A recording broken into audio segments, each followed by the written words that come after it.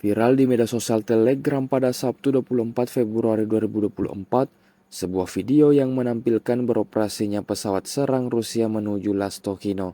Video tersebut diabadikan langsung oleh salah satu prajurit Rusia melalui kamera ponsel pribadinya. Tidak ada adegan saling serang yang brutal dalam video ini antara Rusia dan Ukraina. Momen saat pesawat serang Rusia melaju kencang ini hanya diabadikan oleh prajurit tersebut, sebab ia mengaku ia baru melihat aktivitas seperti ini lagi setelah sibuk dengan senjatanya selama ini di tengah hutan. Tampak ada dua pesawat serang Rusia yang beroperasi di sana. Di atas udara terekam, pesawat itu melepaskan rentetan serangan bom di posisi yang diduga kuat terdapat tentara Ukraina di sana. Beredarnya video ini menuai beragam reaksi dari warganet.